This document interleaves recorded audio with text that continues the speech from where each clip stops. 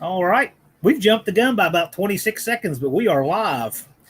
So these guys will start seeing it show up in their notifications. It says it's waiting for me. Ah, there we go. Got to mute that or we'll have a bad feedback. Well, cool. Who all's here? Looks like Lunar Outlaw Garage is here. Greenaway is here. Unfinished Project has to be here because I put this up on Tuesday, whatever day I sent you the link. An Unfinished Project, within 5 minutes, he leaves a comment on Tuesday. Well, before you go live, the comments will stay for several hours, but I'll check in about once a day just to see what he's doing. He'll put up Plan Z, Dart Sport, 318. I saw all that. I know. I thought it was just great. I love his enthusiasm. But how you doing, Lunar Brian, Captain Do, George Bonnie 90. Party can't start till he gets here. 29 A-bone pickup. When I see that, I actually went to high school with a guy who drove a 29 Model A Ford in high school. And he had a flathead in it, and he had a modern rear end. I think it was a 9-inch. But other than that, it was all just stock steel 29 Model A. It was yellow and black. Pretty cool. That is cool. Poppy's Wonderful World. How you doing? Starting to get a pretty good crew here. Lunar's very well. Hey, Lunar, I hope Lunar had some stuff he was taking care of with his daughter, and it caused some travel plans with Carlisle. I hope that's all sorted out, man. Greg McDonald. You know, it's funny. Some of these people I recognize from their cars because they sent them in for the live stream car show. And I keep wanting to redo that, and I've got some ideas. We're gonna do it again, and we're gonna have a contest, and everybody will be eligible. Everybody. So more details coming on that soon. It's a fenderless with a 440 Mopar motor in it. That sounds super cool. I bet that's a tire fryer. I like that a lot. I bet that's a handful to drive. I bet it gets squirrely when you get it on a wet road. Oh my! Mopar Joe in the house. He's listening to us, which is cool. He knows what we look like and probably wishes he didn't, so that works out all right. That's good to hear. Doing it the right way. Listen and don't look. Yeah, right. Well, this is fun. We got a good little community. Hopefully she learned not to do that. I can't remember who it was because I'm not into the stand-up comedy because of the sewer it devolved into. But I heard a comedian years ago, I think it was Foxworthy actually, who said that when you're little, everybody pulls the 900-pound TV off the TV tray when they're little and they learn not to do it. We all have those moments. We have to sometimes we just have to have something fall on us or get burned or whatever, but right. That's just how it works. All right. Captain Dews said, I do miss trivia games and prizes. You know, Tony just hasn't done trivia in a while. So first of all those trivia questions, I'm assuming he's talking about Uncle Tony's Garage trivia. I keep 10, and I write them all myself, no canned trivia questions, but all of those questions, I do them all. And I keep 10 of them on tap. So anytime he wants to do it, we can do the trivia. We'll probably do it again someday. Duddy's Adventures saying, are we talking about racing or clapped out Dodge truck? Can we not talk about both? Can we talk about racing a clapped out Dodge truck? Okay, that's a perfect segue. So I think that drag truck thing you got going on is the coolest thing ever. I love the long bed.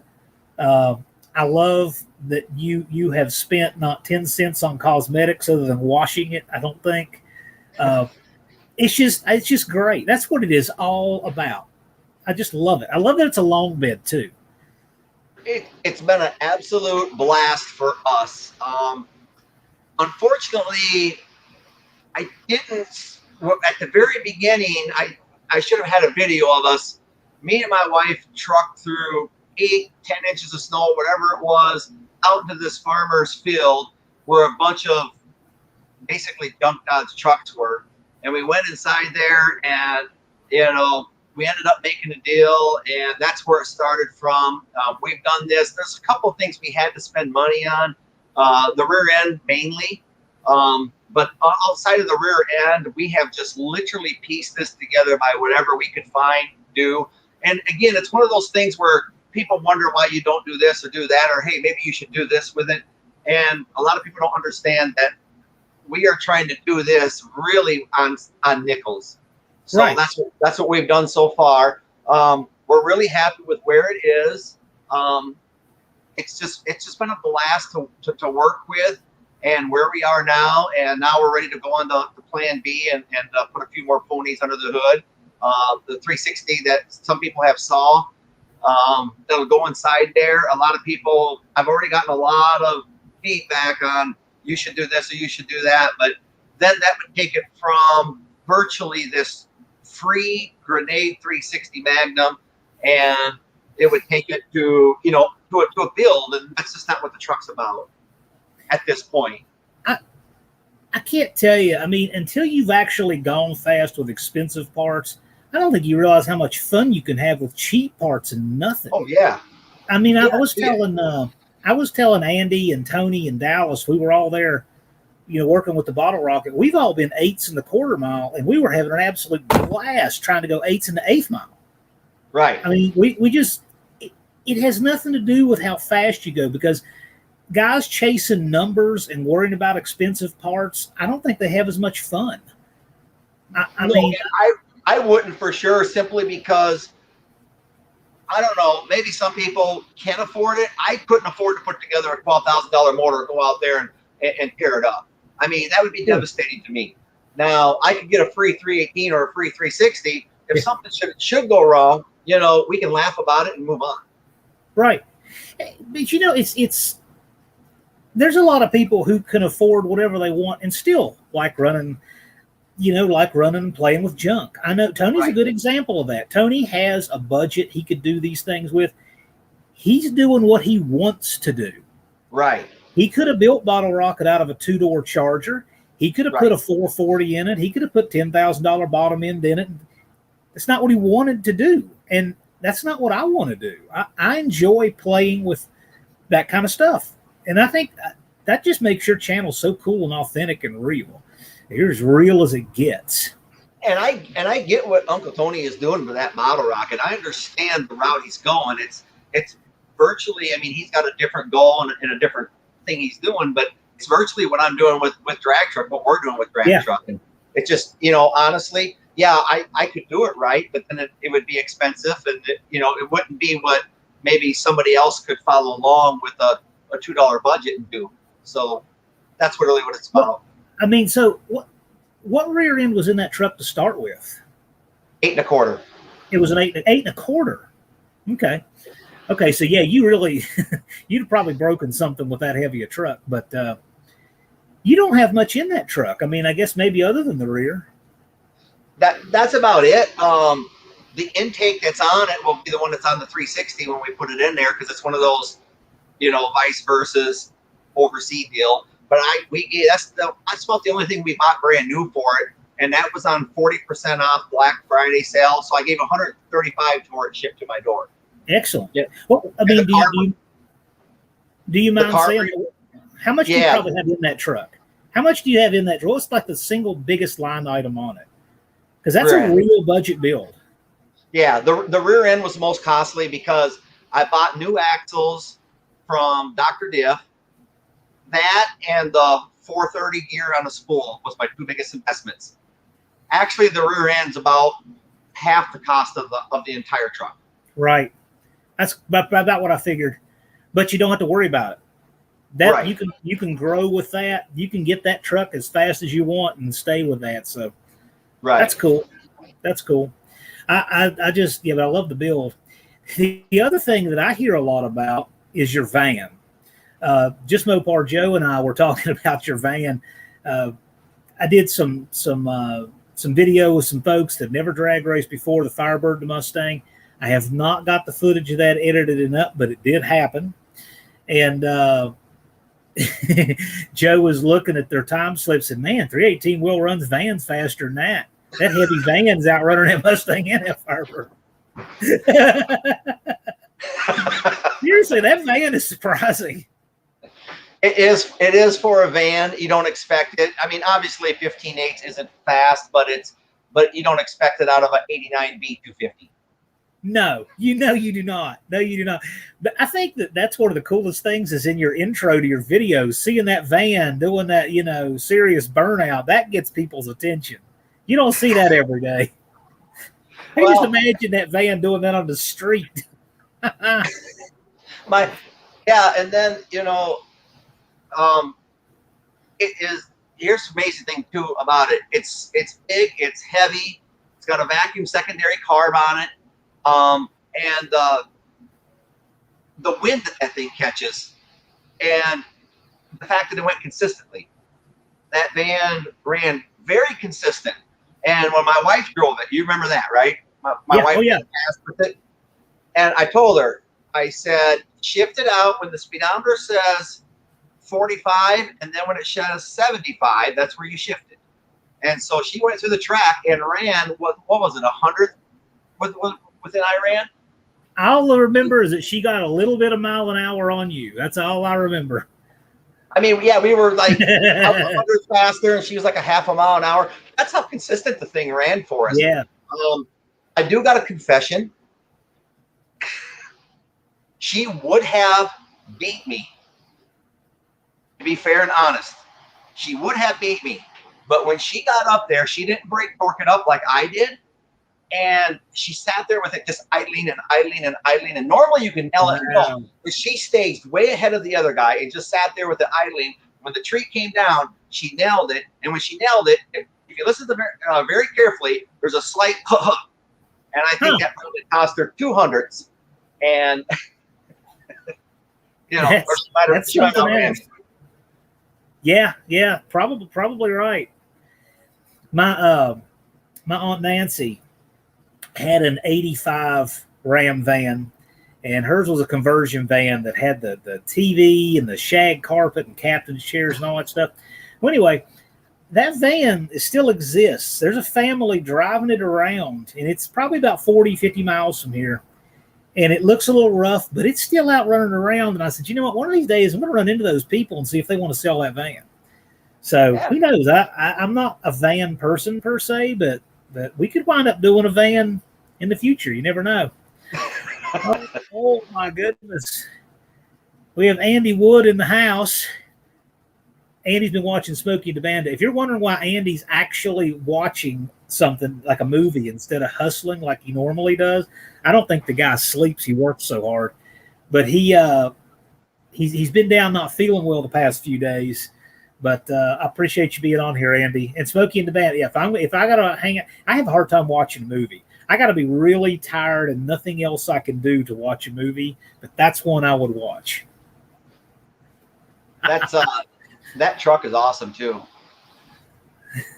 Nothing can beat Van Mert. Okay. Lunar Outlaws Garage, I'm having a brain fart. What are you putting in the dart? What else is new that you're having a brain fart? What dart are you talking about, Brian? Which dart? Which dart would that be? I'm assuming it's yours that you were putting the 4.7 in. I've got... I had you going for a little while on that, didn't I? You did. I played this. It was hard. I did it in one take, but that wasn't easy. The concept of that, though, wasn't too far off. No, it sounds really good until you know those engines are boat anchors. But, I just kind of struck me. I've been tripping over that engine in the garage. Boy, that'd make a good April Fool's video. So, a lot of fun. Captain Dew had an 85 B250 and never drove it. Well, I can understand that. Mopar Den is in the house. Hey, Mopar Den, since you're here, I'll let you know.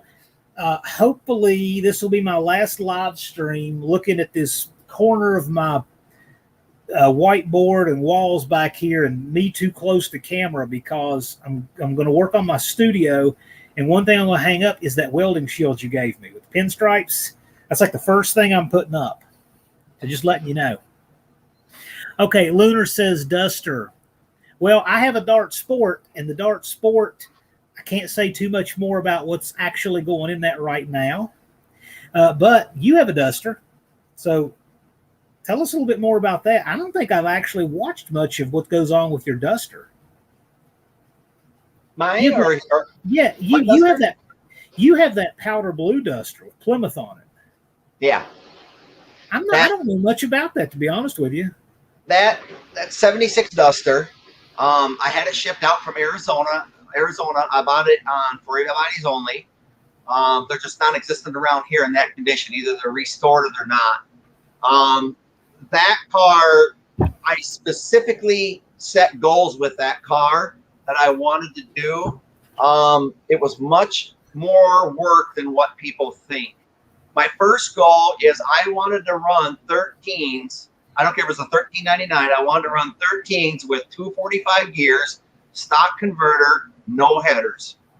And I wanted to do it with a stock headed, basically a stock 360.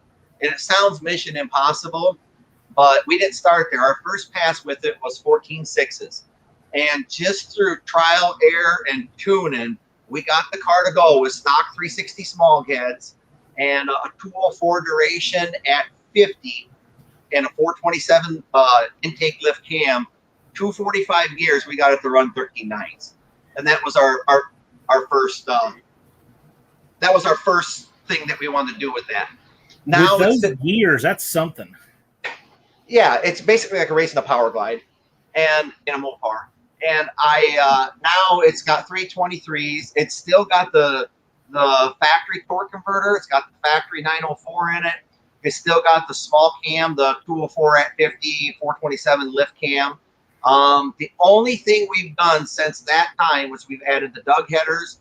We went from 245s to 323s, and now it's got the $730 Speedmaster heads on it, and now it runs 12.9s. How are those heads working out for you? Because, yeah, some people, it seems like there's no in between. People either have problems with them or they get a set that's cast just right and everything works. And you sound like you got the good ones. I took them apart here at the house, and I did a video on home inspection of them. I thought the castings were beautiful. I put them on the car. They worked, and they still work. And honestly, it's been great. Cool. That's I didn't see that one. I need to go back and watch that. But that's something that's really important, just in general, that we should mention. When you get stuff like that that's assembled, I like to take it down and clean everything and check the valve seats, make sure all the keepers are there, retainers are right, the coils aren't binding, et cetera, et cetera. I like to check things that come pre-assembled because the odds are the person that put that together is not as conscientious as you or I would be. Well, so it's worth checking. Yes, and I didn't find anything. I didn't have to do anything outside. There was a little burr I didn't like, and I removed. It was just part of where they pressed the seats in. Can guarantee you, I'm probably the only guy out there running aluminum assembled heads with factory stamped steel rockers. I'm still running the factory drive valve train on it. So that is cool. Stamped steel rockers. The whole rocker shafts right off the old cast 360 heads. I put them on there, torqued them down, and they've been totally fine. So if anybody out there is wondering, I'm not saying if you're going to run a 600 lift cam, run the factory stamped steel. That's not my message. But if you got a 340 cam or you want to put these heads, again, $730 fully loaded, shipped to my door for the pair. And wow. I put them on my car. If they'd have been $1,200-$1,400 heads, I wouldn't have bought them. Everything I do was penny pitching. But I can't believe how cheap that is. Yeah, shipped to your door loaded, and I put them on. I put them on the car. Used the factory 360 valve train, push rods, and rocker shafts. So that's $730. That's $730 with the valves and springs. Yeah, everything fully loaded. Wow. You can't redo cast heads for that. No, you cannot. No. Speaking of redoing cast heads, Andy says I need another Duster. Andy and I want to flow some of the Chrysler heads. We want to get them on the flow bench. We've been talking about doing that. We need to do it. He needs to get well first, but we need to do that. And we also want to do a little project with a set of J heads, factory Chrysler J heads. So you'll be seeing that coming up eventually. That'll be interesting. Yeah, I love any opportunity to collaborate with Andy. Tom Hughes says he has an 86 D250 with a rebuilt. The cab and frame are gone. Well, so I got a question. You might know this. Tom might know this. Those vans that they came out with, I guess 71 way up to like 2003, they ran that same van body. That was a unibody, right? Yes. Okay. Well, now that that carry van that Tony has the B looking van front end, but it's on a frame. So I guess you could get it either way, because like the motorhomes were on frames. Well, I think that's different because his was probably a 1-ton. Well, right, but it has that same. It looks exactly the same, except it's got like a camper. Yeah, he's got the same cab, but it's like a camper frame. Right. The B100s is what my black van is, and my gray one's the B250. Yeah, they're unibodies. Although if you don't know and you look underneath there, they actually molded a frame into it, like a structural frame. Really? But it's not a frame where you can unbolt them. Really?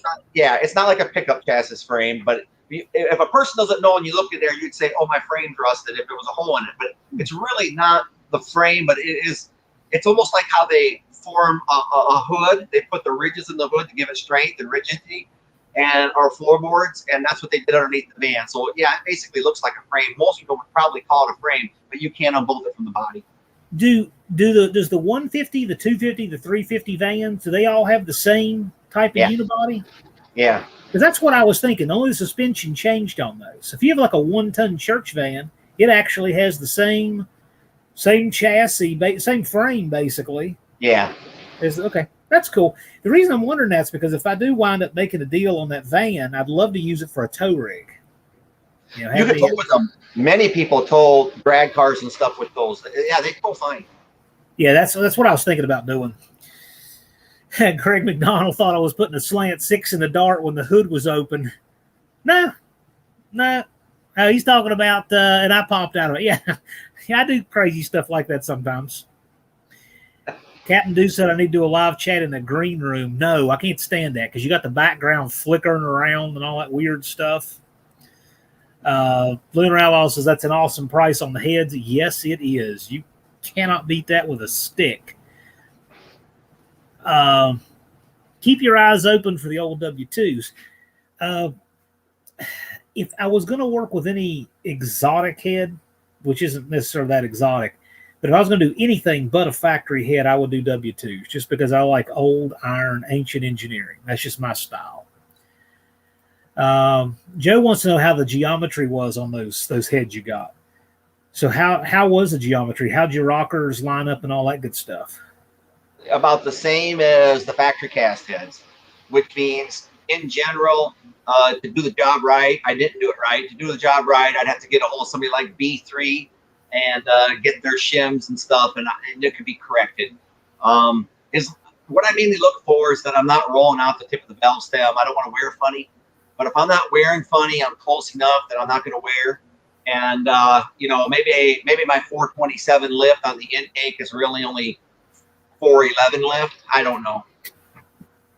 Okay, that's cool. That's fair enough. For that price, it's hard to have any complaint at all. Captain Deuce said he had an 84 B150 and the subframe broke and had to scrap the van with 190,000. Oh, that's a shame. Well, I'll tell you, there's a will, there's a way, though. So you could, Let me just throw this out there to any Dodge van people who want to buy a full-size Dodge van. Number one place to look on them is where the steering box attaches to the frame. They want to rust from the inside out. It seems to be more of a problem from the 94 to 03 body style versus the older ones. Huh. But I've seen more than one van where the steering box is just basically, I'm not saying it can't be fixed, but you better know what you're doing because that's your steering. Yeah. Well, you just put a plate in there, weld it up, reinforce it. Something like that. Yeah, Andy'd like to have a set of the W2s and see what they could do. Andy, you could get your wish with that. I'm not saying I wouldn't. It would either be a J head or a W2. That's the one of two heads I will put on that dark sport in time. And just want to give a shout out to Don and Wendy English.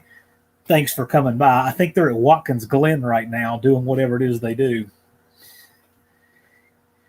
And just Mopar Joe got his shim pack. Yeah. Well, there you go.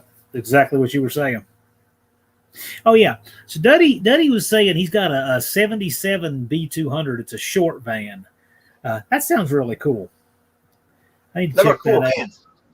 That's the same year as ours. You have the same dash. I love driving the 77 a lot. I'd rather drive the 77 versus the 89 because the 89 is just more plastic. It's got a little bit longer nose on it. The 77, I really feel like I'm running like a VW bus or something. I mean, it's just like yes, lean all the way forward. I can't see my hood. Well, I'll tell you, I like the old vans. I like so I'm a minimalist like that. I like any car that has body painted doors with a panel on them versus all wrapped over with upholstery. I like any car with a painted steel dash where there's some painted steel on the dash. I don't like any screens on my dash. Just certain things like that. Right. Just makes them feel so much more authentic. I just remember before cars got all that puffy, unnecessary upholstery and nonsense in them. It just... those were cars for drivers, not riders. They're just so fun to drive, and I'm with you. I love the metal dash. I just, and that's what we do. We really drive ours. I mean, yes. All of our last vacations that we basically took, all but one, have been in, old cars. We run them across the country. Yeah, I admire how much you drive your stuff. Love that Ram Charger y'all just sold. Had a great look to it. Such a nice. I don't know if that guy's watching now or not. He's one of my subscribers. But let me tell you what, I've been getting all kinds of updates on that truck, and you're about to see it here pretty soon. He didn't paint it; he's leaving the patina. But what he's done to it is a lot of people I got some negative feedback that, hey, you shouldn't have sold that. But when they see what this guy had done, they're going to appreciate the efforts and what he's been doing to this to make things correct. It's just amazing what he's done. And when he does, I'll post a link into my YouTube channel where people can see what he's got. It's just, he's doing a wonderful job with it.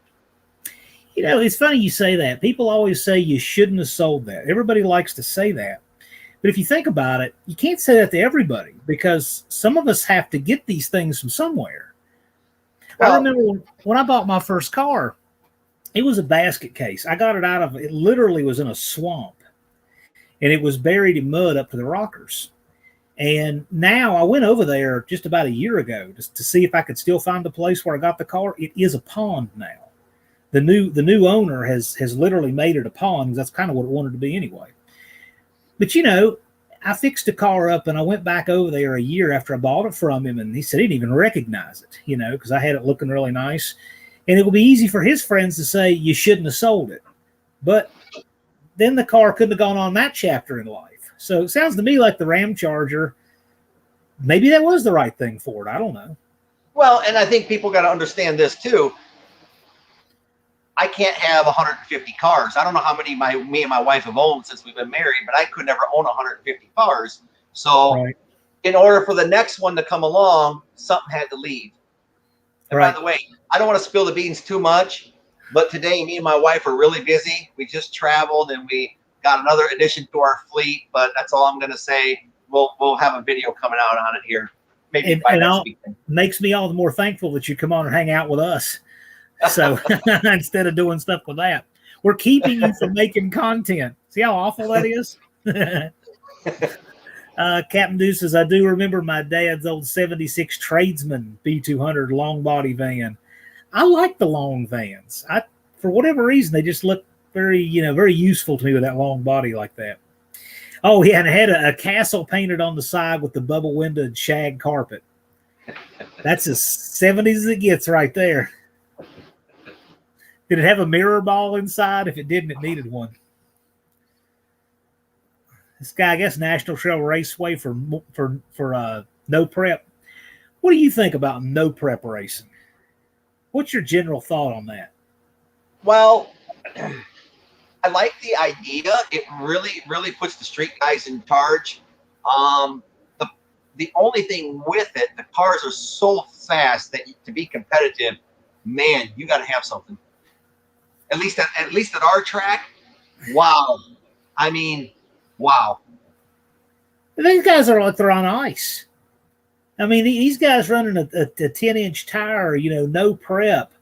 Some of these guys, it's insane what they're running. It's like they're on ice on that track. And you watch them all the way down the track. They're breaking tires loose all the way down the whole length of that thing. And I don't know, it just seems crazy to me. Yeah, and they're just last time I went down with the drag truck, they were talking about they're going to fill up all the track and get it set up for no prep. They're going to scrape it all down. And yep. Yeah, I'm not a big fan of no prep. I mean, I'll watch it. I think it's cool, but it's just not really my bag. Right. So, I mean, everybody's, got their things. I don't know how we got on the vans other than your van of war, but that's totally fine. Tom says the 70s teardrop vans got a bad rap around here when they sat in Walmart parking lots with smoke rolling out the sunroof. I thought that's what they do in all Walmarts now. I think Walmart is starting to go away from their policy of letting people camp there. Yeah, most of them say no overnight parking. Yeah, they've turned into that. They've kind of turned into camper lots. John, I got a question up there from Unfinished Project that's worth addressing because I get it a lot. Yeah, of course. Okay, and this is a question I get a ton of. All right. The idea of a vac. First of all, in my opinion, remember everything is my opinion. Take it as unprofessional advice. That's my favorite saying. Vacuum advance are so underrated or are so overrated for a street car. Now, that being said, I got a couple of them out there in service just because that's what I got for cheap. But the idea that you can't make first of all, the double pumpers for race and the vacuum secondaries get you gas mileage. That's just hogwash. You're only driving on the front two primaries anyway. And if you got a mechanical carburetor, you have to go almost 3/4 open to even start to open the mechanical secondary. So driving around the street, your vacuum secondary will get nothing more for gas mileage than a double pumper. Second of all, the vacuum secondaries thing is it opens as you need it. No, it's always going to open late. You needed it. That's why it's opening. So it's late. Right. So there's no such thing as, that just gives you what it wants. It will give it what it wants, but late. So to me, getting a double pumper to work, I'll tell you the truth. I had a 750 double pumper on my Duster with a stock converter, 245 gears, and it's 60 foot better than the vacuum secondaries that I brought with me to the track to try. So it's all in the tune and getting it to work right. The vacuum secondary is more forgiving if you just want to get a carb to take out of town, punch it, and have it not dog out. It is more forgiving for that. But the idea that you get better gas mileage and that you get just what your engine needs, it will, but it's late, and the gas mileage thing is hogwash. That's where I'm at with that. So everybody has their own take and their own way of doing stuff. Andy Wood, if he's still listening, Andy, he does run a vacuum advance. And some people do and some people don't. There's pros and cons, okay? You're not a big fan of vacuum advance. Tony's not a big fan of vacuum advance. Andy and Vizard, they like them. Everybody's got their own way of making power, and you have to go down that individual road of tuning to make it work. So that's the big thing. I mean, I think a lot of people develop biases for and against things when they've never really gone all the way down the road of making that system work for them. And so you wouldn't get good results out of either if you didn't tune it. Right. And they work. And actually there's a vacuum secondary on the gray van right now, and there's a vacuum secondary on drag truck. So I've run a ton of vacuum secondaries. But just for a science project, people say too much carburation. You can't put a 750 double pumper on that stock 318 or whatever. Nonsense. Just for a project, I took a Super 6, a Slant 6 I had in a Duster with a Super 6 intake on it. I used a 2 to 4 barrel adapter, which is wrong. I put a 750 double pumper on it, and I got it to perform. Yeah, as absolutely. Good as the barrel did. That the over carbureted thing. As soon as somebody says that's too much carburetor, I'm like, I'm sorry, you don't know how to tune. That's seriously. That's what I hear when they say that. Right. Most people they'll use a smaller carburetor than is ideal because it's more forgiving when you have a bad tune in the car. That's just what I've found. Right. You get away with more on a smaller car. If you're not going to take the time to tune it or you don't know how to, it's much easier to get a 600 Edelbrock or whatever, or a 600 1850 Holly to perform on a 318 than a 750 double pumper if you're going to mash it out of the hole. That don't mean you can't get it to work. So yeah, a lot of it is in the tune, and will a 318 need the 750? Well, it has to be a pretty wild motor to actually use all 750, but still. Well, and this brings up a good point. Andy's 600 horsepower, 16 miles per gallon with a tunnel ram. Yeah, well, I've seen it. I was with Andy when he fueled up at Asheville, and he, even with his brother and all the stuff he was hauling in the mountains, he still got 14 something or something like that. It was really impressive. By the way, Andy, I just love that Ford he's got. I love how he's got it set up. I wouldn't care if the truck went 1680s. I love the looks of that truck. Oh, that truck's a lot faster than that. Oh, I know that. But I'm saying it's not just because it's a fast truck.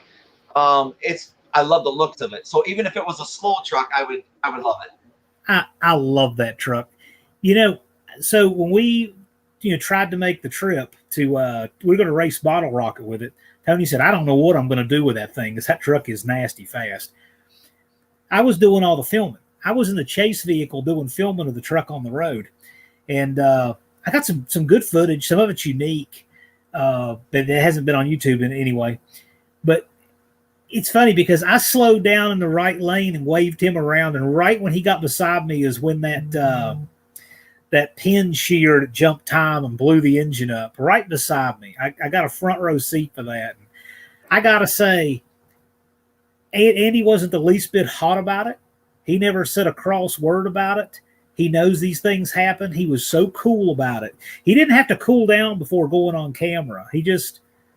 Things happen. He was so cool, and it was so nice. I like it. I like being able to hang out with people who don't have big, nasty, explosive tempers. I can't hang out with people like that. Right. I can't hang out with people with awful tempers or drunks, or it's not my scene, And I got to say, it's a real pleasure hanging out with him. When you can lose an engine that he has that much in, and be cool about it, that just says a lot about him. And his brother was the same way.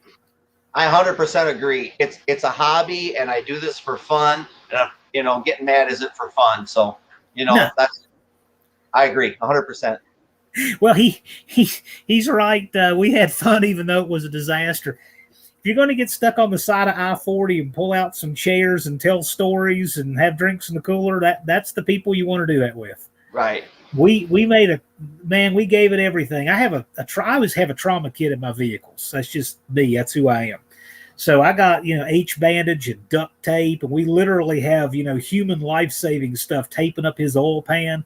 We were going to try to get the truck in on 7 cylinders, but it just wasn't to be. But it was a lot of fun. His stuff is cool and informative. Absolutely. I want to have Andy back on here because Andy's a great guest, and I don't mean this in a bad way at all, but we kind of got hijacked by Vizard, but it was so much fun. It was great. But I'd love to have Andy back on here sometime. Maybe we can have Andy and 318 will run, and you guys can do the vacuum advanced debate, and you can each have your favorite distributor. Tom says we won't get along.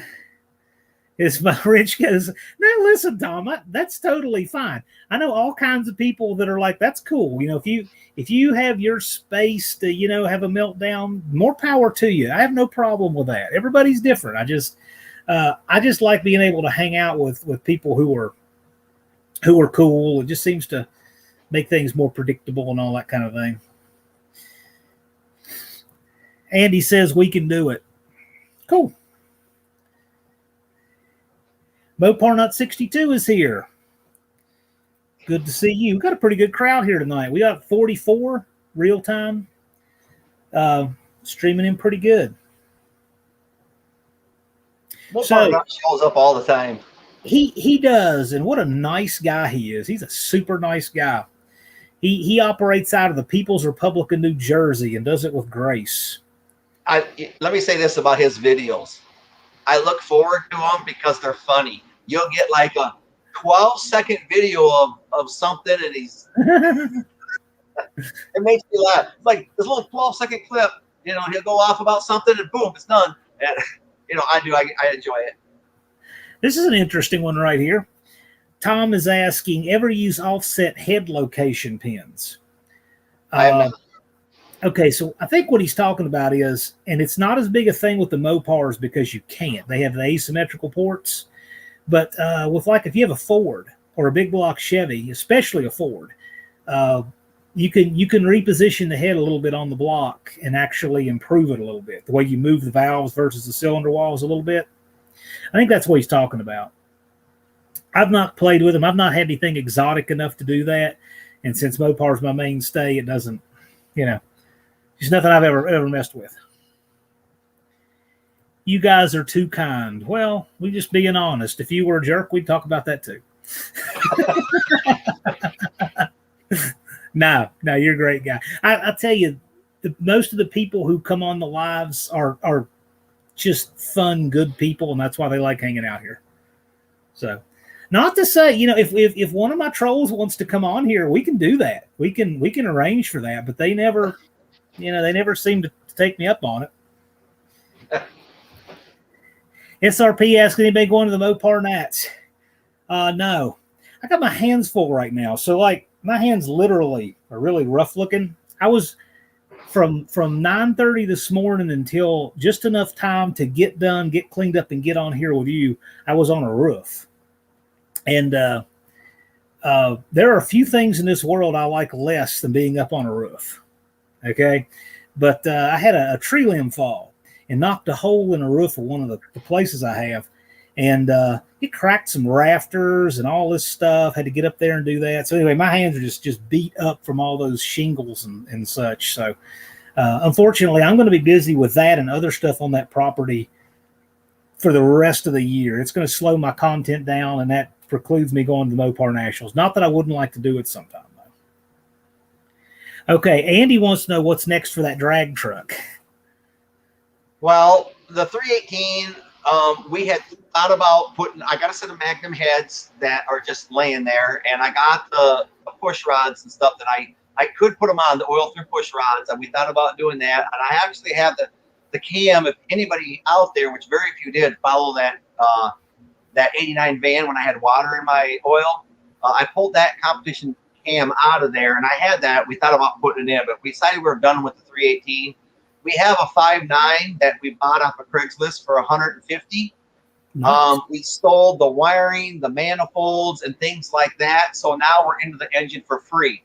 We put Hughes valve springs on it. I got an Oregon cam grind for it, and it's going to get the intake and carb that's on the 318 now. And so it's going to be another complete dirt road build. I'm not pulling the oil pan off.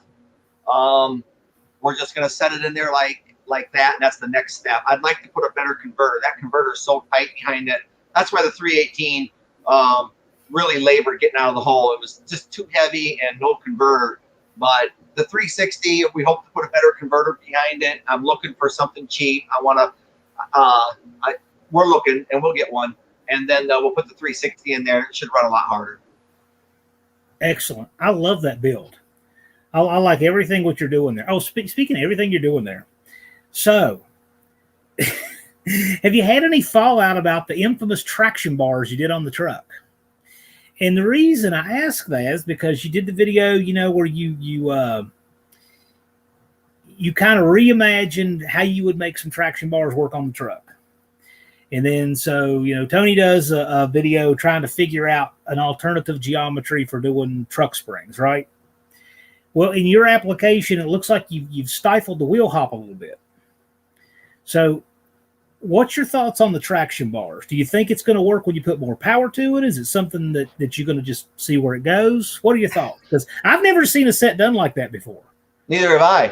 How's it working for you? I mean, if it's working for you, that's all that matters, right?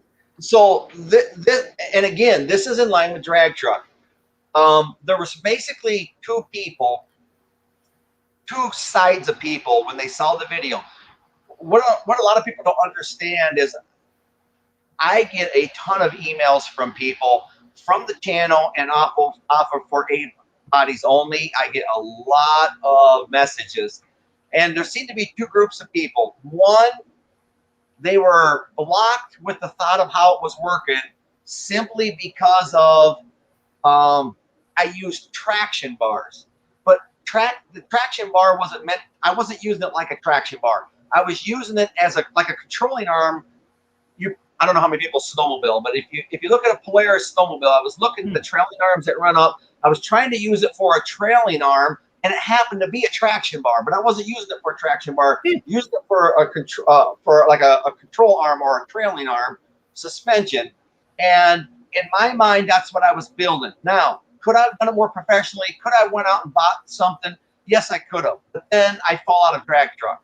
So I go looking at what I have, and I found everything I had laying around. The only thing I spent was the $45 I originally paid for the traction bars, probably 3 years ago, and never used. So I put up the traction bars. I find all the spacers, nuts, and bolts to create in my mind what was going to eliminate the wheel hop. So that's what I did. Will they work as good as call tracks? Absolutely not. But did they end my wheel hop? Nobody can deny the spinning I did before, and no one can deny how the truck was better. It was definitely less. Yeah. So I mean, that's something that's a big thing that I like here on YouTube is we get to see people experiment with things. I don't understand the mentality that some of these people who post comments have. It's like, if you don't do what 100 other people do because 100 other people do it and decreed it to be right, then you're wrong. But wait a minute, we have to have people experimenting. You know, if it weren't for Goodyear experimenting with rubber, we wouldn't have vulcanized rubber. If it weren't for somebody getting a moldy sandwich, we wouldn't have penicillin. I mean, people have to experiment with things. And so why can't you have channels that do things that other people would just never try? Well, that's their loss. Try them. You know, unless you're going to get a finger cut off trying it, then I say go for it. There's nothing. I remember all the hate that Tony got over using used rings and something. He reused some piston rings. And there were some people that just thought that he was the Antichrist because he reused some piston rings. And I said, listen, every time you go up and start your daily driver, you're reusing the rings you had in it yesterday. So why can't one channel on his dime that cost you nothing to watch try something different? And that I look at those traction bars exactly the same thing. Why can't you try something different on your dime and we get to see the results and appreciate just like that? That's the way I look at it. Well, and if it doesn't work, you'll tell us. If it doesn't work, you'll see the results. I have to go on to plan B. But to me, I thought of, if I could make it professionally, what would it look like? And now how do I mimic that with what's at home? And that was exactly my attitude going into it. So those that forgot it was a traction bar and thought about how the action would work, they were like, yeah, I think that'll work. And those that kept seeing it's a traction bar, they struggled with the concept because I hooked up the traction bar wrong when I wasn't using it as a traction bar. Right. Still, now, will it hook up when I get more power to it? That's to be seen. Well, yeah, but I'm glad you're trying it, because you're exactly right. That's to be seen. A lot of people, they never see it because they never try it. But anyway, I like what you're doing. I think it's cool. I think it's interesting. And we'll see how it works. And maybe there's a certain power where it doesn't work anymore. Right. And maybe it still will work. I'm glad to be able to see this journey with you, because I can watch 100 other videos where people put cow tracks on there and never get to find out. Right. And I appreciate that. And another thing that people got to consider is I'm trying to hook up a long bed. Short beds have a shorter space. And so that adds to my complication. With a long bed, it's much harder to get weight transfer. Much harder. So, we'll see how it goes. Yeah, that chassis geometry is really different, because you got that axle way back behind like that. That is really different. It's funny. You don't get any flack for the long bed, but you got a little bit, because here's something I do. Whenever people put up a controversial video or something I think might be, I'll scroll all the way to the bottom so that I can read the comments that got thumbed down first, just to see what those people had to say. And sometimes I rough them up a little bit if they need it. I read that sometimes. That's how I do it. I just scroll straight to the bottom. And anyway, it's interesting. The Wrench says, I get trolled all the time when I experiment. It's frustrating at times. Yeah, that's just the nature of it. That's just how it works. But if you're not trying stuff, you're not doing anything. So another thing too that I think is important is I present this as, look, I'm a dirt road mechanic. I don't work in a machine shop, never have. I've confessed that 100 times. I'm not gonna, I'm not putting together 2,000 horsepower motors. I do dirt road builds, but I know what's worked and what hasn't for what I'm doing. So I share my opinions, my experiences, and I don't claim that I'm a know-it-all. And if I'm doing it and it's stupid, by all means, you're welcome to say it, and then don't try it on yours, But I think we have to understand that I give people room to be them, and this is how I'm going to try it, and we'll know if it doesn't work. We'll know if it doesn't work. But well, you hit on something really important, and that is that you didn't work in a machine shop. So everything you've done, and you got a few years on me, but everything you've done in your whole life, you've probably been doing this like 30 plus years now, has given you all these unique experiences that shape the way you try doing something. Right. And see, that gives them something unique to watch. It might be something they never thought about doing. And so, for instance, just Mopar Joe's on the screen right now. So there's 3 people on the screen, just Mopar Joe and I and you. And all 3 of us could build a very capable engine or whatever, and we would do things 3 different ways. And I like that. So when I was down there at Joe's, we were assembling that 318. There were things I've done a lot of times, but I would always ask Joe, so how do you do this? It's not because I couldn't do it. It's because I want to see how Joe does it, because he's got a lot of experience and he has different ways of solving problems that if I didn't ask, I wouldn't get to learn. You wouldn't get to see, correct. Of course.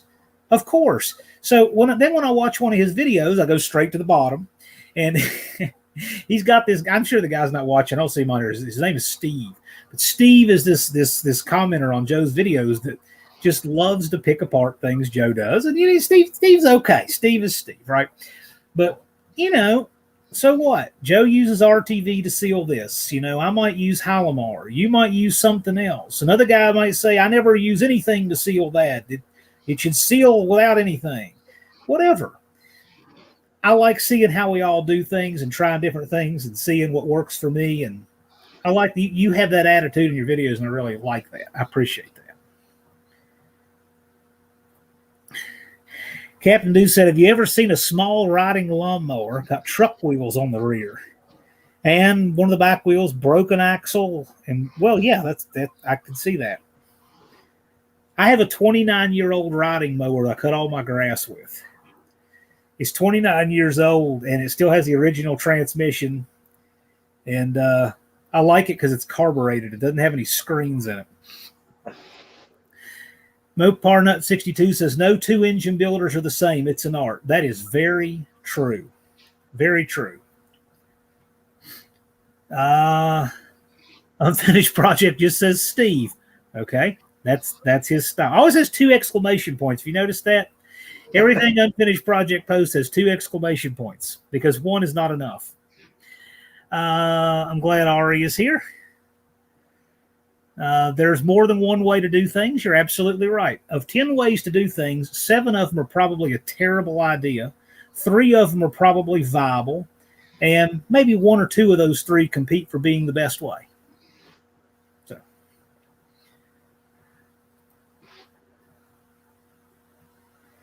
I'm not sure what that even means. Lunar says, that's why I went to Tony's and then up to Nick's. I used to build dual overhead cam Toyota super engines, BMW M54s, and the occasional LS. It was great to see how they worked on them. Yeah, it was a different experience. So see, if I were to try a build on something like that, like a Toyota Supra, that would be very different for me. Because I'm used to the 318 that comes out of a box in pieces. Duddy says my projects stir up some debate. Some don't appreciate a Dodge truck using Chevy leaf springs. I think that's great. By the way, I'll give a quick plug to Duddy. He is an underrated channel. He has a lot better content than his subscriber count reflects. That guy does cool stuff. I like his videos a lot. So check him out if you haven't. So now they're talking with each other down here, which is always cool. Unfinished project. See, look, he just posted. He didn't have anything to say, but he still sent his 2 exclamation points. He's excited. What on earth? Spray snot to seal oil pans or RTV. Take your choice. Ew.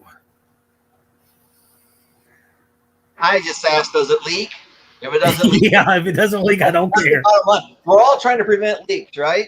That's so it. That's it. Prevent a leak, and you got something that works. If yours don't leak, and the next guy's doesn't leak, and the next guy's doesn't leak, you're all successful.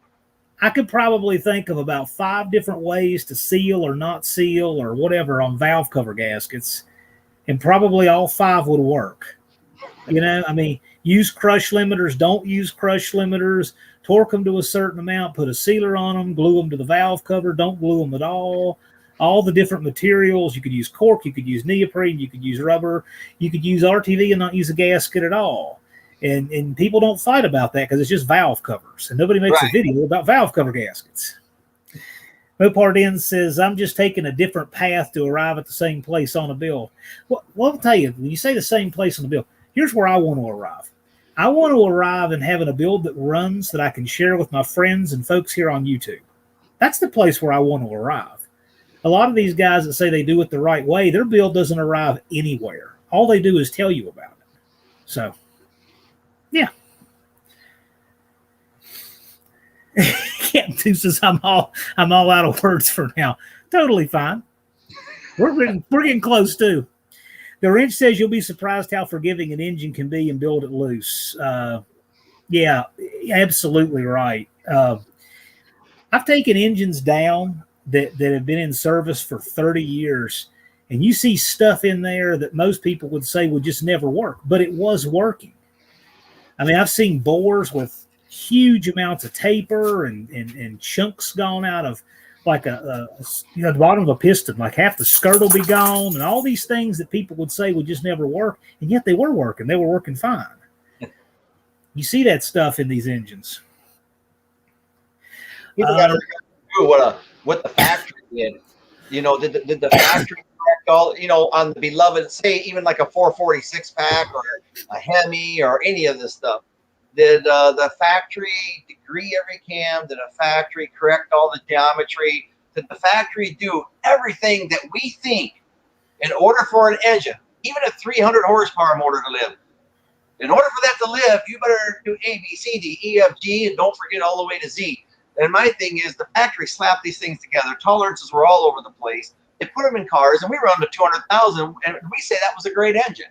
You know, but when you go to tear it down and do it, bam-o, you didn't do this, you didn't do that. Right, right. Accident. Well, you know, it's funny. So you mentioned you're dabbling on the tolerances on something.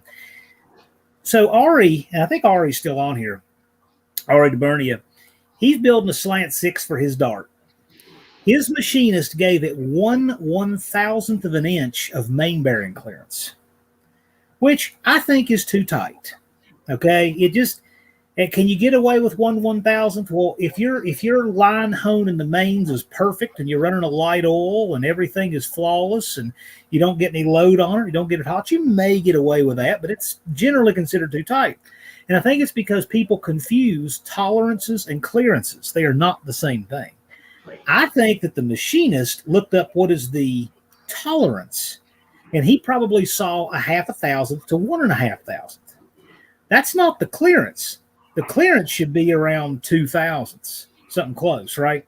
So if you take a 0.5 to a 1.5 tolerance and put it on top of the clearance, well, now you get more like 2 to 4, something like that. That's much more reasonable. So the factory has a tolerance on things.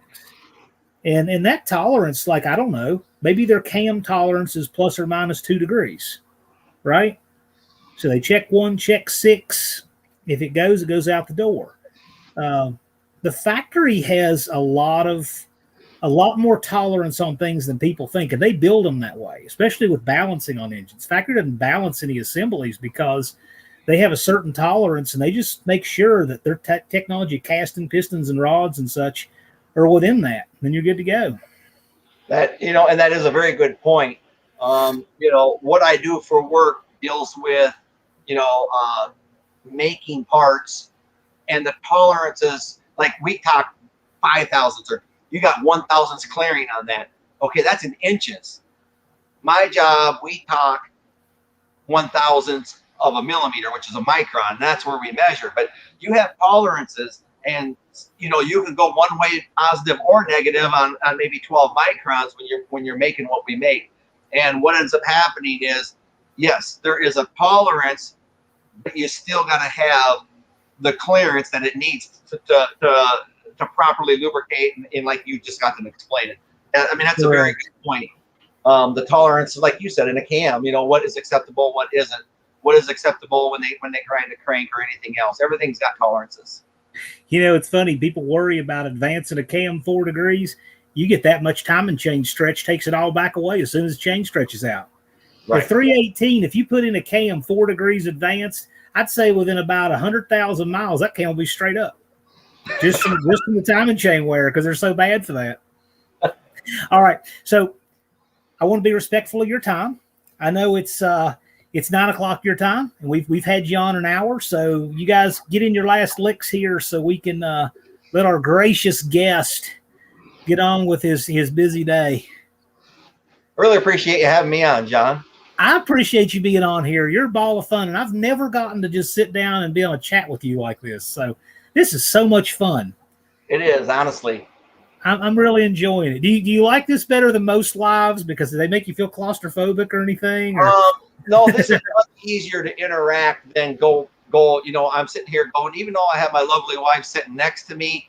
She's there the whole time. She's just being like hiding out. She should hang out with us.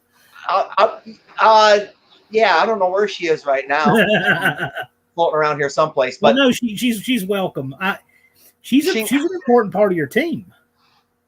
She is a huge part of my channel. She does a lot of my filming. She, just so you guys know, she has a genuine love for classic cars. Always has. Long before, there was YouTube. She was driving a 66 Fairlane 2-door hardtop 289 car. That was her work car, her grocery car. She loves classic cars. She loves what we do. No, she is not going to talk duration, lift, and lobe separation with you. And she, to be honest with you, she don't even get too excited about the racing aspect of it. But she loves to get in classic cars and goals. I can't give her a big enough shout out, because a lot of the filming that you guys see, if you see the camera moving, it's because she's doing the filming, and she's helped me a ton.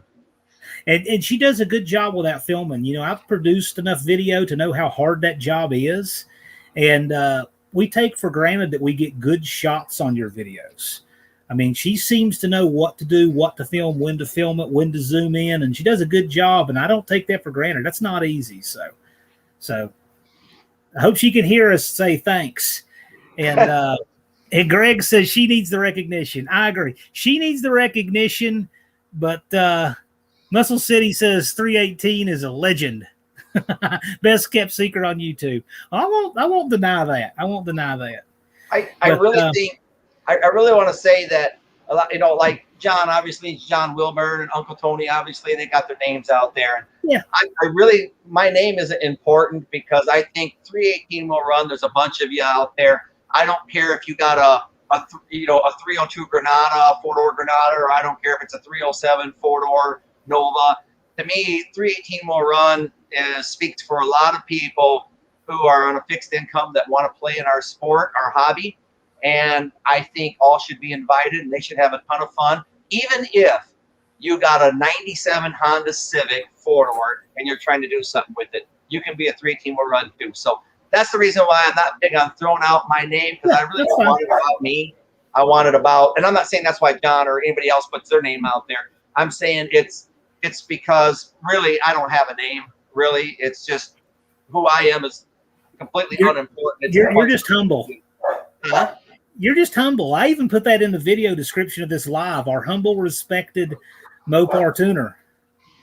So that's why the motto on my sticker is a vote for the little guy. I saw that. That did not go unnoticed. So I'll just tell you to people know.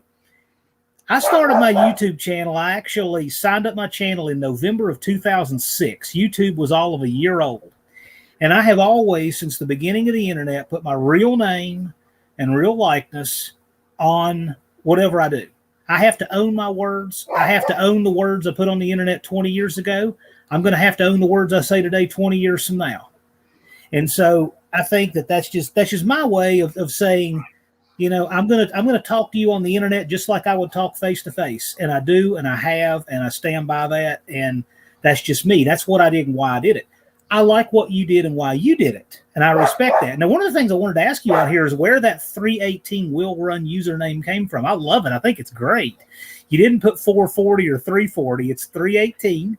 Well, it's obvious. 360 will run is boring. 408 will run is boring.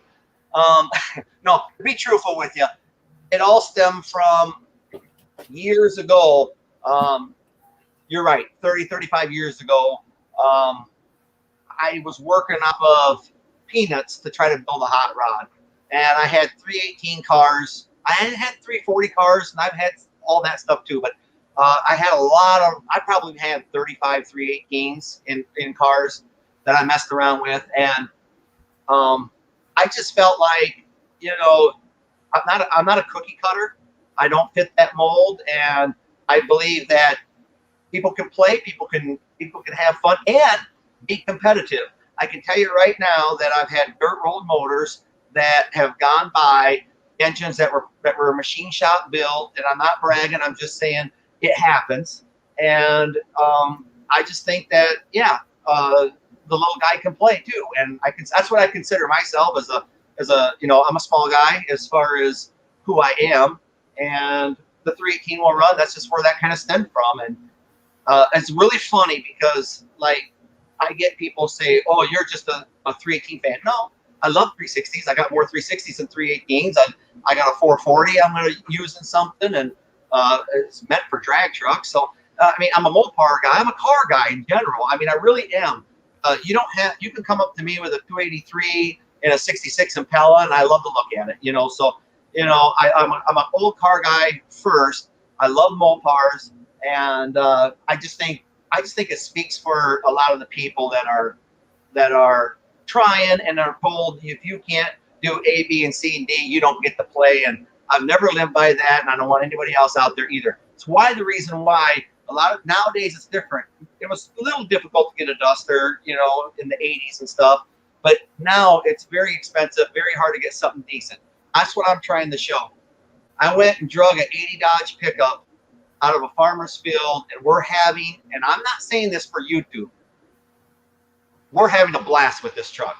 And I look at Marketplace, you people in Missouri and all those people around, I see these Dodge trucks sitting in people's backfields complete. Some of them are better than mine, what I started with, and they're $500, $600, $700. I see that, and it's like, y'all can play. You know, four-door Diplomat, you're welcome. Four-door Aspen, you're welcome. You know, no one's told they can't play. And that's another thing. You know, when I drove 318, I didn't worship the guy with the 340. When I had 340 Dusters, I didn't bow down to the guy with the 440. Neither did I sneer at the guy with the 318. You know, to me, if you pull up at my house and you got a four-door Volare with a slant six in it, I'm going to treat you the same as if you pulled up in a Hemi GTX. You know, that's just how I am. And you'll be judged by your character and not by what you're driving. And that's why I put it on there. It's just a vote for the little guy. By the way, I'm not doing a sales pitch, and I'm not going to do it on your channel. Feel free. No, I have a map of these stickers at home, and this is part of the fun I have with YouTube. I have a map, and on this map, I color in all the states that I have. And I got my stickers in like count the United States, I'm in 5 countries. I'm in 4 countries outside the United States, and I've gotten almost half the states in the United States. So I got a map and I color it in. That's fun. You know, it's nothing to do. I don't really make anything off of these, you know, to speak of. It's barely covers my trip to the post office and back. But it's a blast for me to do that. And I just think it's cool. And here's another thing that you guys don't see out there. So many of you, and maybe some in this room, have sent me pictures in email. I just got a picture and a video, okay, of a Volvo in Sweden with the guy swapped a 318 in with a turbo. And it is a 318 will run car. He's got, I kid you not, it's got coffee cans under the hood. It's got homemade plumbing. But he sent me a video of these guys out in Sweden doing donuts and out on the ice, racing on ice lakes and stuff. And these guys are having a blast. And on the back of this red Volvo is one of my 318 will run stickers. I showed that to my wife. I was it is so exciting to me. It's just, I feel honored that over in Sweden, by the way, which I got a Nordic background anyway, over there is this car with that. And that's just, you know, if this guy sees this, you know, it's just, to me, that stuff is so rewarding.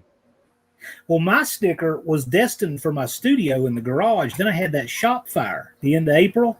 So I didn't put it up, and I'm glad I didn't because it would have caught on fire. So I'm redoing my studio in the office, and you'll see the 318 Will Run logo in the background here because I've got stickers from several guys. I got your sticker. I got Joe's stickers, of course, some UTG stickers. So I'm going to have all my YouTube friends represented in the background. It'll be cool. But I'll tell you what, we've kept you long enough. You know, I didn't want to take up your whole evening, but, man, we still got a lot of people on here and great conversation. But I think we'll just go ahead and wrap it up. And just know you got a standing invite. We'd love to have you on again sometime. I appreciate it, John. This has been fun, and you made it easy, and I love what you're doing. Another thing, John, I want to say, and I don't butter people up. I'm not the type. But I appreciate your honesty. You know, you can be talking to somebody, and if you disagree with what they say, no matter who they are, you know, you vent your opinion on it, and I just think that's the way it should be.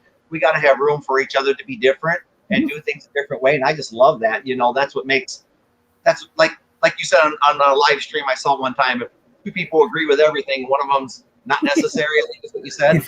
Right. I got that from John Farnham. So I teach firearms, okay, and I've got a long training background. And one of the guys I've trained with along the way was John Farnham. He is the longest-running commercial firearms instructor on earth. He's been teaching continuously for almost 50 years. And he's also one of the smartest people I know. He's extremely intelligent, very philosophical guy. You almost have to have a thesaurus to read things that he writes. He's just very, very smart. And he's the one who said that. So I don't take credit for it, but I do think it's interesting, and it stuck with me. But we'll wrap this up. You got anything else you want to plug? Anything you want to do? Anything you want to tell them's coming up? And then we'll go ahead and call it a night. No, I for those that joined late, I did get another fleet member to my car group today. I can't tell you what it is because it'll just ruin it.